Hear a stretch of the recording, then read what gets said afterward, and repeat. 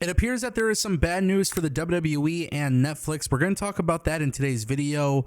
And I think this one is a very, very interesting topic, especially because we're going into WrestleMania week. Also, we got to talk about Cody Rhodes and a huge WWE announcement there, and some really good news for TNA.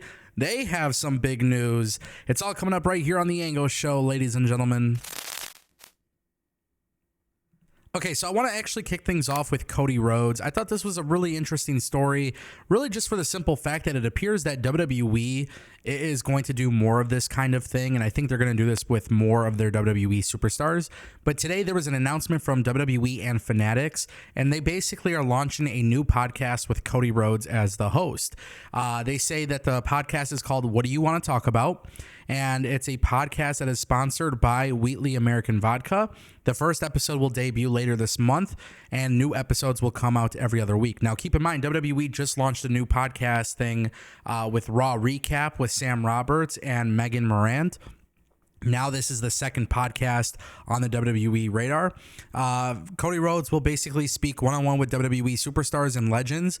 They're going to share never-before-heard stories, discuss career moments and things like that. WWE is obviously, they're getting into the podcast game a little bit more. I'm intrigued. I'm not going to lie.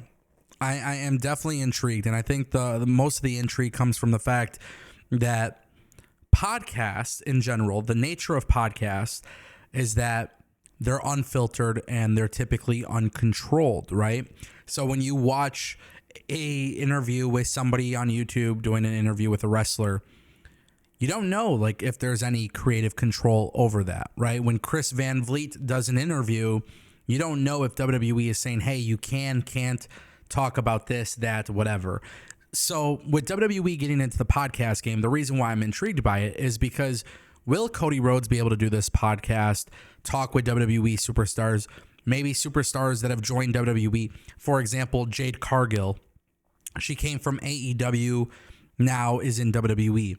If Cody Rhodes does an interview podcast with her, can they talk about AEW? Or is this something where Fanatics and WWE ultimately say, no, that's off limits? That's the reason why I find this interesting.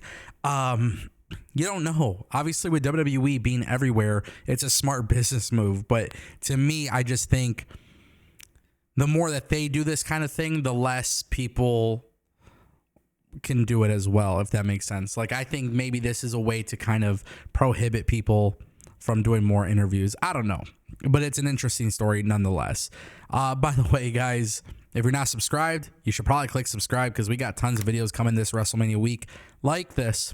TNA has 3 new signings, and this is an interesting one because we just talked about it the other day. Rich Swann is no longer in the company. We've seen the departures. Josh Alexander's not in TNA. Jordan Grace left TNA. People have been leaving TNA. Now Fightful Select has reported that TNA has about 3 new signings, international talents. However, there is no reveal on who these talents are. It's actually kind of a weird situation. All 3 of these talents are currently under contract with the company. The names have not been disclosed and will not be disclosed just yet. And there's really no timeline for when they are going to debut. Now, sources have reportedly indicated that these signings are a part of TNA's strategy to grow its presence in the international markets. Okay, that's good with me. I'm cool with that. And obviously TNA trying to diversify their roster and bringing people from different companies or different countries. I'm cool with that. I'm not mad about it at all. My whole thing is this, though. If you're going to be signing new talent and they've already been under contract, why not just put it out there? Not everything has to be a special debut. Not everything has to be a surprise return or a surprise debut or something of that nature. It's kind of interesting that TNA is kind of holding on to this. Now, there is a lot of people who are thinking maybe it's Darius from the UK who recently had a tryout with WWE. We also saw him on TNA as well. But the names haven't been revealed. I don't know if these are game changers. I don't know if this is just TNA kind of buffing up their roster. I don't know if this is Vikingo, right? There's been talks that Vikingo could be signing with TNA. We don't really know. But signing 3 international talents to a deal, we don't know where they're coming from. We don't know what company they're from. We don't know their experience level. We don't know if these guys or girls are going to bring star power to the company. And they're just relatively quiet about that. And I don't know if stories like this make me excited, because I'm excited when there's new signings, but I'm not excited when we have to play a guessing game. And that's just kind of like a more of a personal thing, obviously.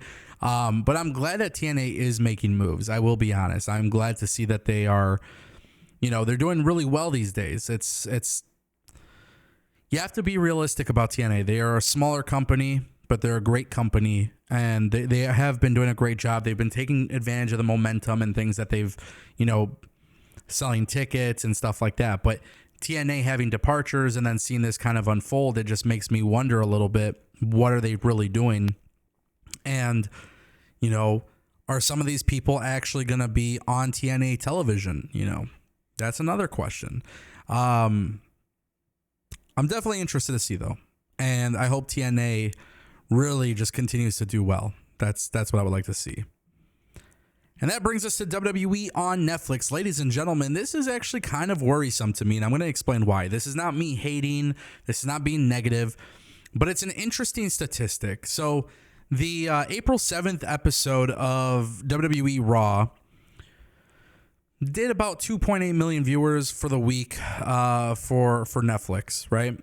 The episode ranked number 10 globally and appeared in the top 10 in 7 countries, reflecting continued international interest following WrestleMania. Basically, viewership has gone down a little bit with Raw on Netflix. And not only is the viewership going down a little bit, but it's also the fact that WWE Raw is not in the top rankings. For the first few weeks, it was like Netflix and Raw. Like Raw was always there as like one of the top 3 programs on Netflix. And that doesn't appear to be the case. Now, I'm not worried about this, but there is reasons to why we got to talk about it. Because it is streaming and it's not on cable, it is a clear indication if people have interest or not. Which I think it is very strange considering the fact that we are literally just a few days away from WrestleMania. Why would the interest be low? Maybe it's a creative thing. Who knows? I don't know. I also found it kind of interesting because WWE Netflix is now available to the users in India, which you would kind of expect it to go upward. That's not necessarily happening right now. So that's another reason why I thought it was interesting. And then the third reason why I thought it was interesting, and this was probably the big thing for me, was the fact that Netflix has a ton of new shows that have just recently launched. Black Mirror and some other shows, the series that they've put on Netflix. So it makes me intrigued to wonder, okay, when Netflix uploads new content, does WWE kind of take a back seat to that? I don't know. Is this lower interest in WWE? I don't know. But I do think it is relatively bad news to see that the trend is going downward. We'll find out if it's actually anything bad, but you guys can let me know what you think down below. Thanks for watching.